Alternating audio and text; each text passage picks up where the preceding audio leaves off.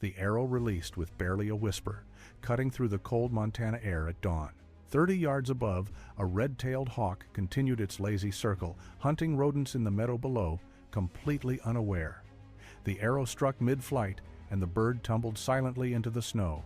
What happened in the 8 months before that moment would change how mountain men hunted birds across the entire Rocky Mountain region, and the technique Daniel Ashford discovered would solve one of the most persistent problems of frontier survival.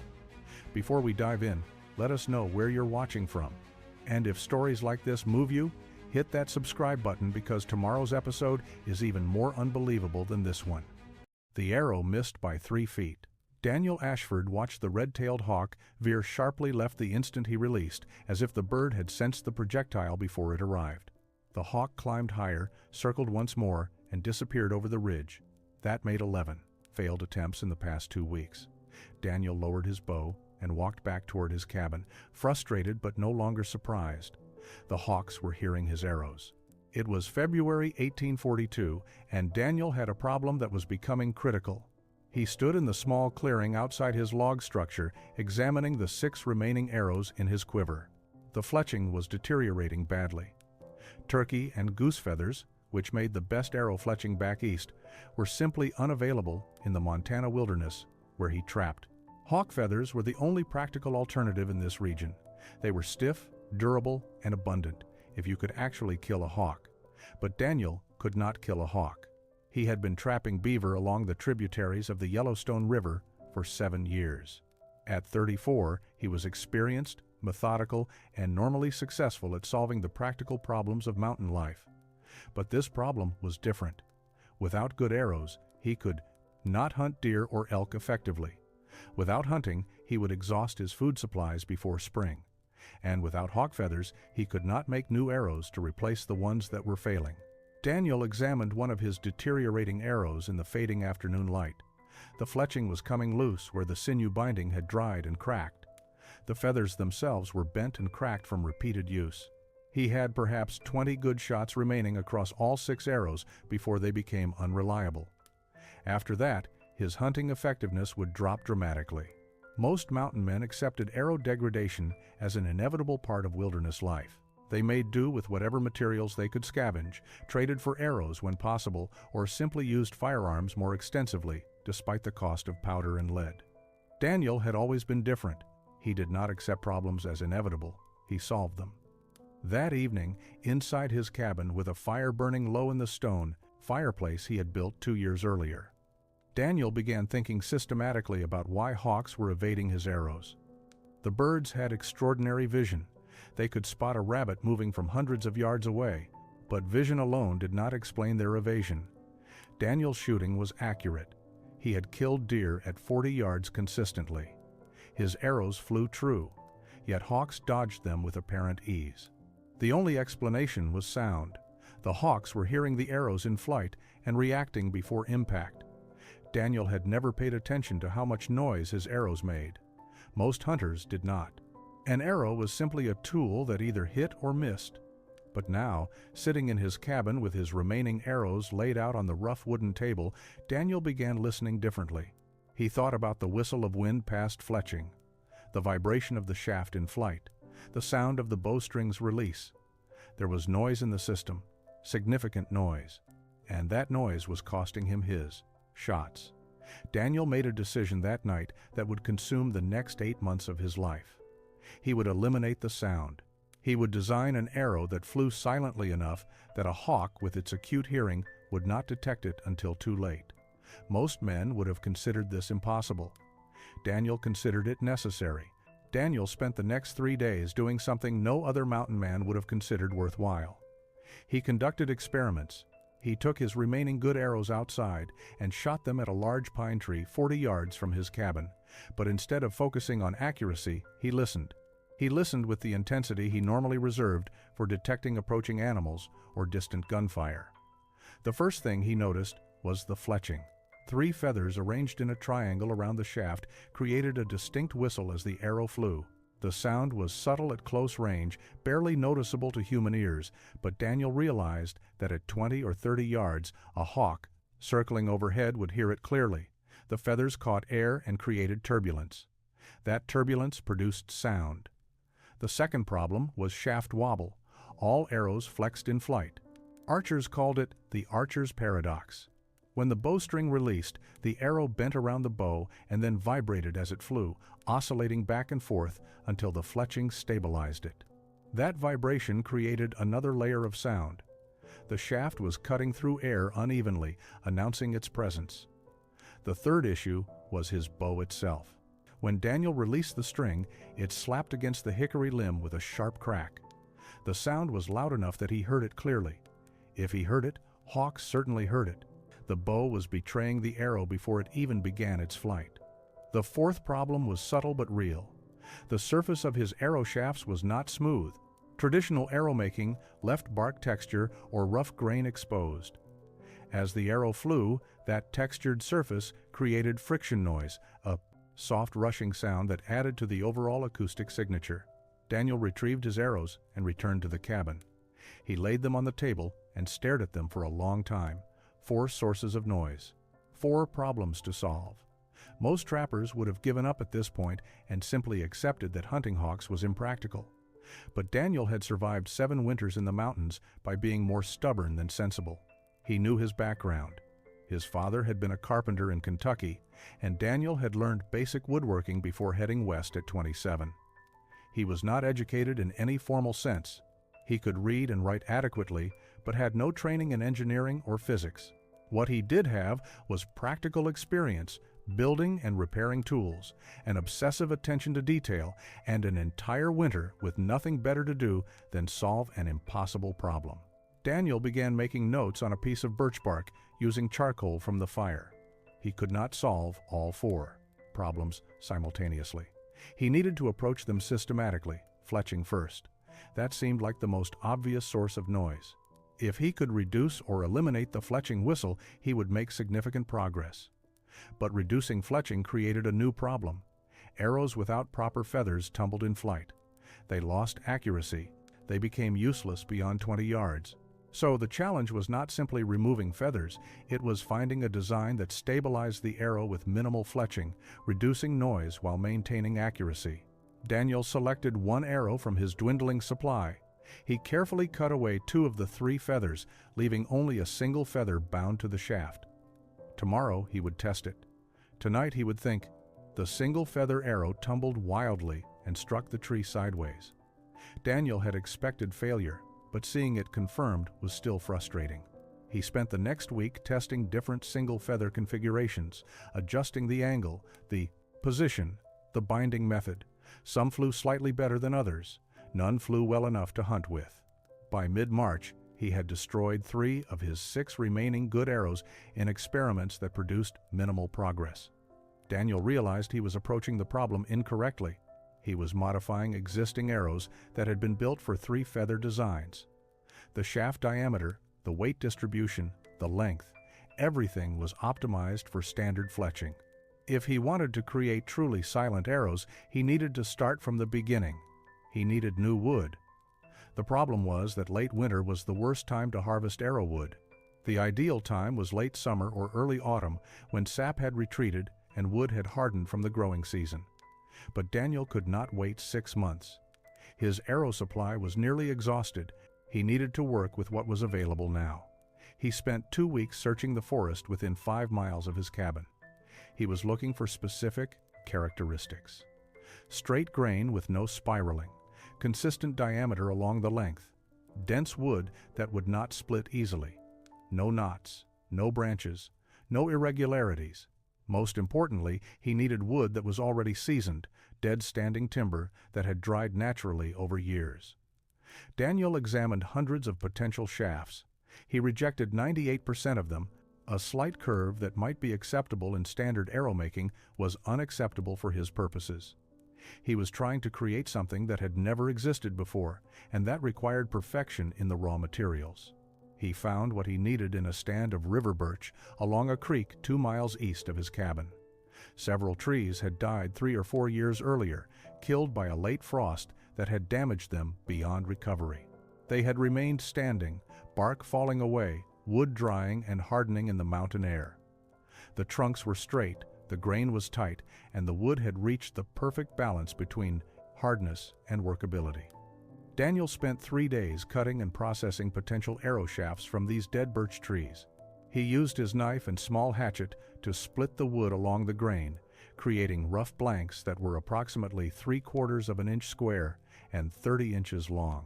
He carried 20 of these blanks back to his cabin. Once inside, Daniel began the detailed work. He used his draw knife, a tool he had brought from Street, Louis 2 years earlier, to shave each blank into a round shaft. The process was slow and required absolute attention. He was not creating standard 3/4 inch diameter arrows. He was making something thinner, 5/8 of an inch in diameter. His reasoning was simple. Less wood meant less surface area. Less surface area meant less air disturbance. Less air disturbance meant less sound. But thinner shafts were weaker. They might break on impact with an animal. They might snap if they struck bone. Daniel accepted this risk. A silent arrow that broke occasionally was more useful than a durable arrow that never hit its target. Daniel spent 3 weeks in March testing every fletching configuration he could imagine. He started with the assumption that traditional 3-feather designs were fundamentally wrong for his purposes. 3 feathers provided excellent stability, but they also created maximum turbulence and noise. He needed to find the minimum fletching that would keep an arrow stable while producing the least possible sound. His first experiments used 2 feathers positioned opposite each other on the shaft. The arrows flew better than the single feather design he had tested earlier, but they still wobbled excessively beyond 20 yards. The sound reduction was noticeable, but the accuracy loss made them impractical. He could not hunt hawks if his arrows tumbled unpredictably at the distances he needed to shoot. Daniel tried mounting 2 feathers at different angles. Standard fletching was bound parallel to the shaft or with a slight helical twist to induce spin. He experimented with steeper angles, trying to create more stabilization from less feather surface. Some configurations showed promise. The arrows flew reasonably straight to 30 yards. But the steeper angles actually increased noise because the feathers caught more air. He returned to single feather designs, but this time he approached them more systematically. Instead of placing the feather perpendicular to the shaft, he tried shallow angles, 5 degrees, 8 degrees, 12 degrees. At 12 degrees, something interesting happened. The arrow flew with surprising stability. The single feather, positioned at this specific angle, created just enough air resistance to stabilize the shaft without inducing the wobble that had plagued his earlier attempts. Daniel made 6 arrows using this 12-degree single feather design. He used hawk feathers he had salvaged from previous kills, feathers that were nearly worn out but still functional enough for testing. He bound them to the birch shafts using fine sinew, wrapping carefully to create the precise angle he needed. The binding process took an entire day for 6 arrows. Each wrap had to be perfect. Too loose and the feather would shift in flight. Too tight and the sinew would crack the thin shaft. The test shots were encouraging. At 20 yards, the arrows flew true and struck within a hand's width of his aiming point. At 30 yards, they remained accurate enough for hunting. At 40 yards, they began to drift unpredictably, but 40 yards was beyond the range he needed for hawk hunting anyway. More importantly, the arrows were significantly quieter. The single feather produced a soft whisper compared to the distinct whistle of 3-feather designs. But Daniel was not satisfied. The arrows were quieter, but they were not silent. He could still hear them in flight. If he could hear them, hawks could certainly hear them. The fletching problem was partially solved, but only partially. He needed to address the other sound sources, the shaft texture, the bow release noise, the wobble that remained even with his improved design. Daniel looked at his remaining materials. He had 14 experimental shafts left. He had perhaps 3 weeks of food supplies remaining before he would need to hunt successfully. Time was becoming a factor. Daniel shot one of his improved arrows at a deer on a calm morning in late March. The shot was good, the arrow struck true, and the deer went down within 50 yards. But Daniel noticed something that disturbed him. The deer had flinched at the moment of release, a full half-second before the arrow arrived. The animal had heard something. Not the arrow itself, but the bow. He returned to his cabin and examined his hunting bow with new attention.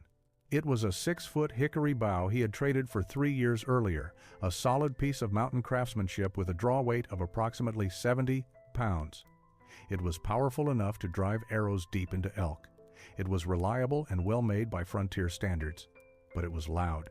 Daniel tested the release sound by drawing and releasing the string without an arrow, a practice called dry firing that risked damaging the bow. The sound was sharp and clear, a distinct crack as the string slapped against the hickory limb.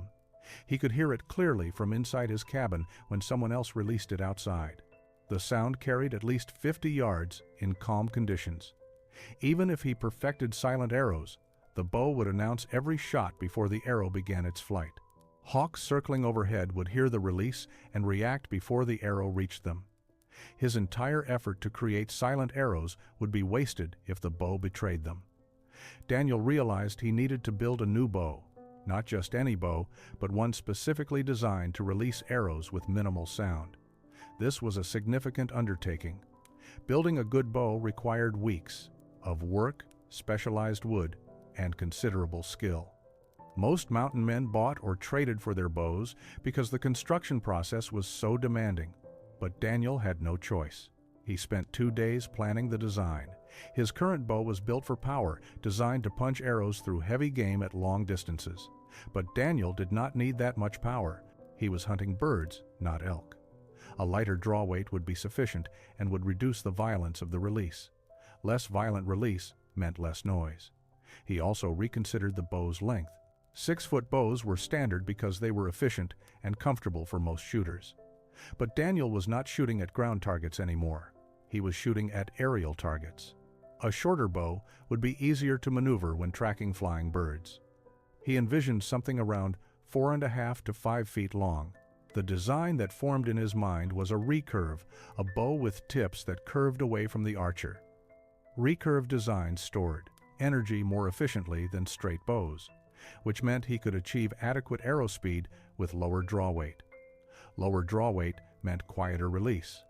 The geometry made sense, but building a recurve required exceptional wood, not hickory, which was good but not great. He needed Osage orange, the finest bow wood available on the frontier. Daniel knew where to find it.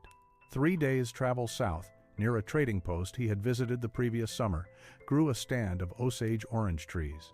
Daniel returned from his journey 5 days later with a carefully selected Osage orange stave strapped to his pack. The wood was dense, bright yellow-orange in color and perfectly straight along a 6-foot section. He had traded a beaver pelt for it, an expensive purchase by mountain standards, but necessary.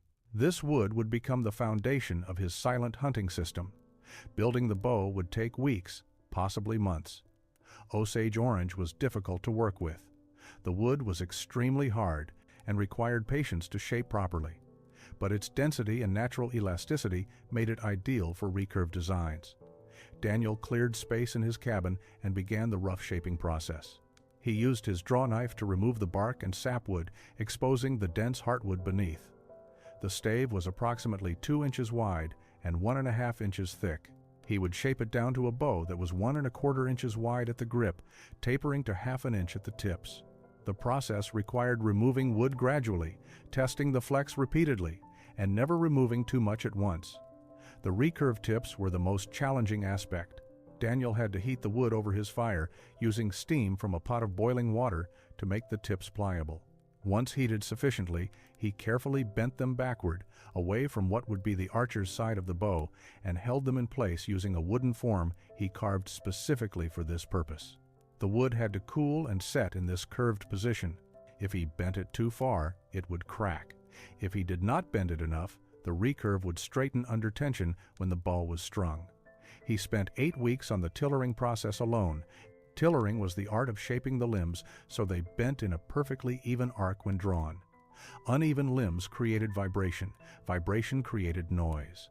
Daniel hung the bow horizontally from the ceiling and drew the string repeatedly, watching how each limb flexed.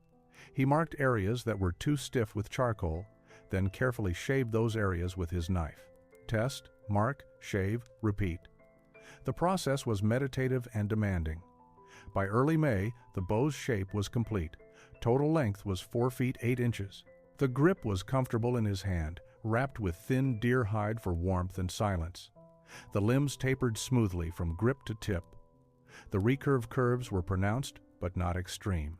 Now he needed to address the string. Sinew strings were traditional and durable, but they were also noisy. The twisted fibers created friction and vibration. Daniel experimented with plant fiber cordage made from nettle stems he had harvested and processed the previous summer. The plant fiber was smoother and quieter but less durable. He waxed it heavily with bear grease to protect it from moisture and reduce friction further. He added string silencers, small tufts of rabbit fur twisted into the string near each limb tip. These silencers dampened vibration after release, absorbing the energy that would otherwise create sound. Finally, he wrapped the nocking point with fine thread to create a smooth surface where the arrow would rest. Daniel stepped outside on a calm morning in late May to test his completed bow for the first time with his experimental arrows. The bow looked unusual compared to standard mountain hunting bows. It was shorter, the recurve tips gave it a strange backward-swept appearance, and the plant fiber string seemed fragile compared to thick sinew. But appearance did not matter. Sound was all that mattered. He nocked one of his 12-degree single-feather arrows and drew the bow slowly. The draw was smooth and reached approximately 38 pounds at his full draw length of 26 inches. That was roughly half the draw weight of his old hickory bow. The difference was immediately apparent. Less effort to hold at full draw meant more control. More control meant better accuracy, Daniel released.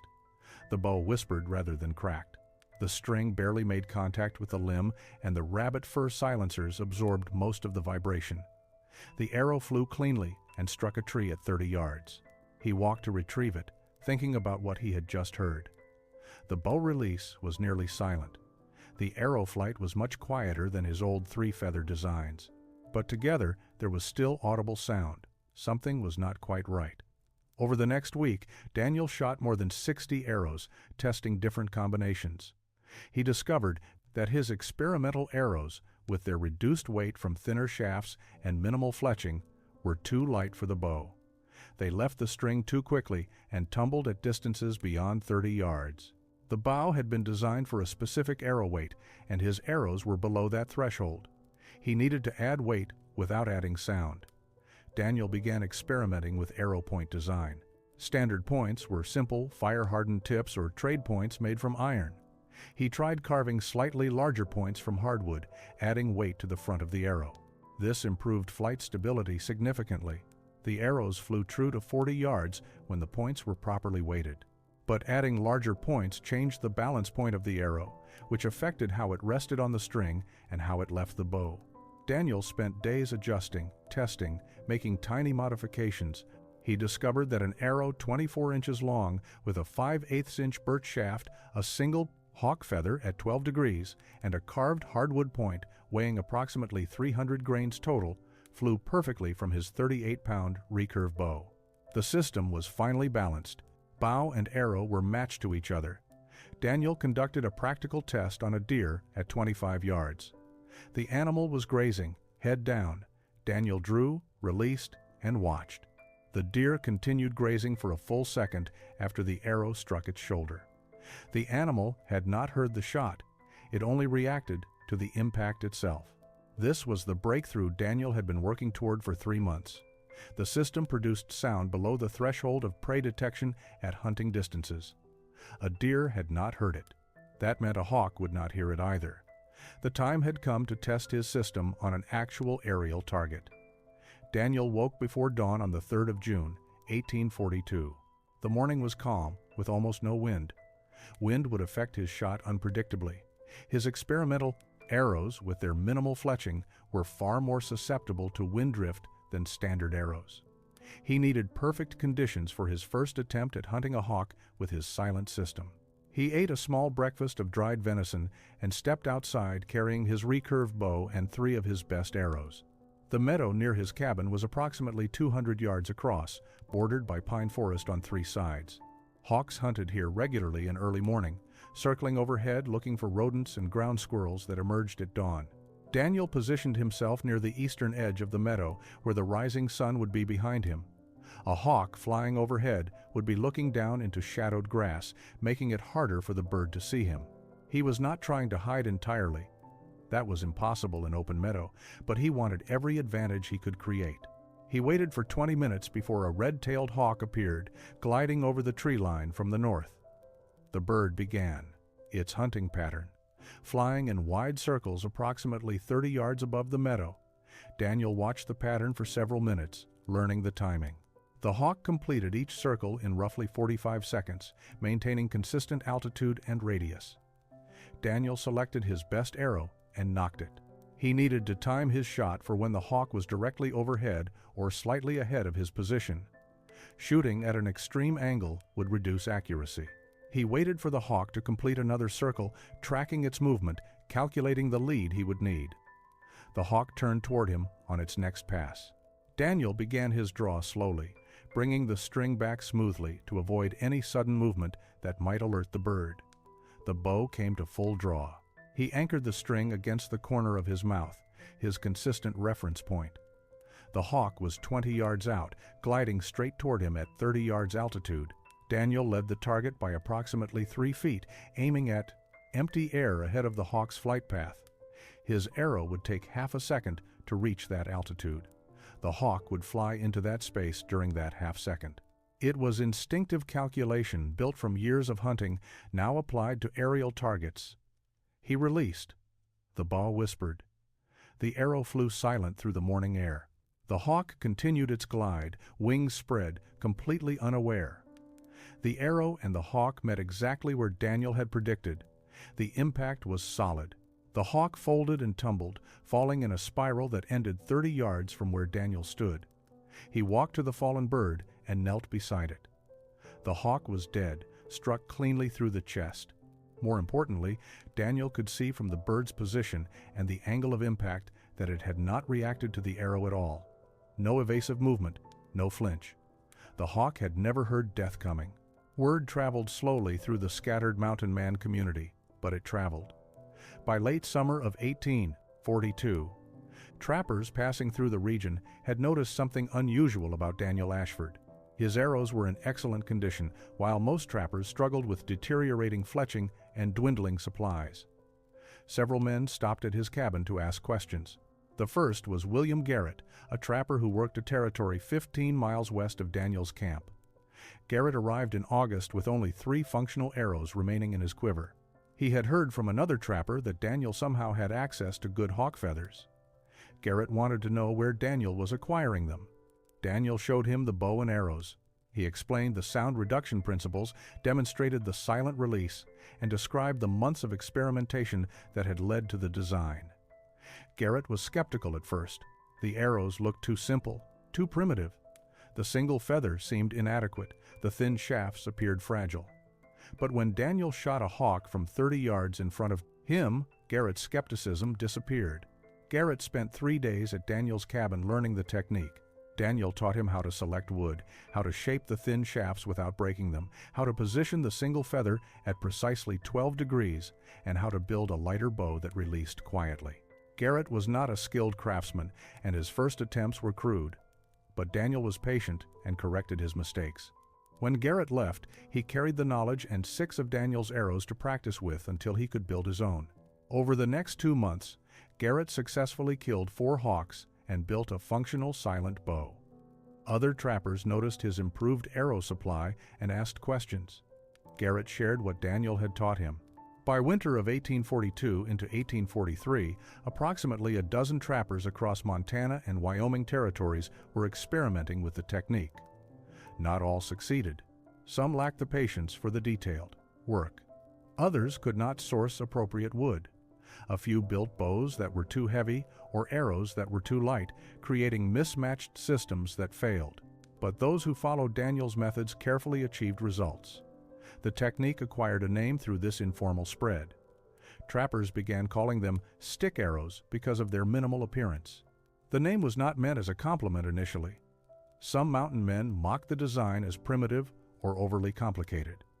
Why spend weeks building a special bow when a standard bow worked adequately for most hunting? But those who tried the stick arrows and succeeded with hawk hunting stopped mocking. The practical advantages became clear through use. Trappers using stick arrows maintained better arrow supplies because they could hunt hawks reliably. Better arrow supplies meant more effective hunting overall. More effective hunting meant better survival through harsh winters. The technique was not revolutionary in the way guns or steel traps were revolutionary, but it was significant in the way small improvements in basic tools could mean the difference between surviving and starving. Daniel never claimed credit or tried to profit from his innovation. When trappers asked questions, he answered them. Daniel Ashford continued trapping in the Montana wilderness until 1848. By then, the Rocky Mountain fur trade had collapsed almost completely. Beaver populations had been trapped out in accessible areas, and more significantly, silk had replaced beaver felt in hat manufacturing. The market that had drawn thousands of men into the mountains simply disappeared. Daniel was 39 years old when he left the life that had defined his adult years. He traveled west to Oregon Territory with the last wave of mountain men seeking new opportunities. He purchased a small ranch near the Willamette Valley using money he had saved from his trapping years. He married in 1850, started a family, and lived quietly for the next 17 years. His neighbors knew him as a competent rancher and a reserved man who rarely spoke about his past. He died in 1867 at age 59 and was buried in a small cemetery outside Salem.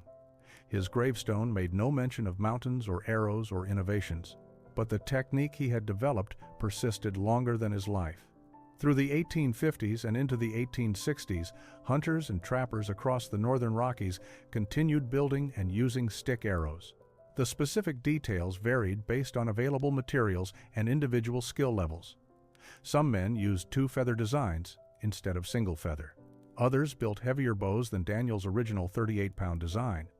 But the core principles remained consistent: minimal fletching for sound reduction, lighter draw weights for quieter release, careful matching of arrow and bow characteristics. Silent hunting systems. The technique saved lives in ways that were never recorded precisely.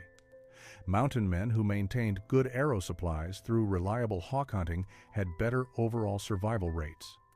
Better arrows meant more successful deer and elk hunting. More successful hunting meant adequate food through winter. Adequate food meant survival. The connection was indirect but real.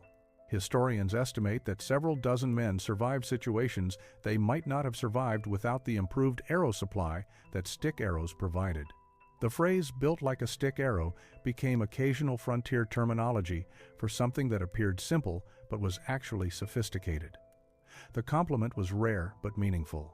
It acknowledged that sometimes the most effective solutions were not the most obvious ones. Daniel Ashford's story illustrates several principles about frontier innovation. First, necessity drove creativity more effectively than theory or education. Daniel was not trying to revolutionize hunting. He was trying to survive after his arrow. Supply failed. Second, good solutions spread organically when they solved real problems. Daniel never promoted his technique formally. He simply shared it with men who needed it, and those men shared it further. Third, frontier innovation often required combining traditional knowledge with creative adaptation. Daniel used basic carpentry and bow-making skills, but applied them in ways that transcended standard practice. The technical achievement was significant. Daniel proved that sound reduction in hunting required system thinking, not just quiet arrows or quiet bows, but both components working together. The impossible had become routine through months of patient experimentation and obsessive attention to detail. Somewhere in the Montana wilderness, his original cabin may still stand, a charcoal bow sketch fading on the wall.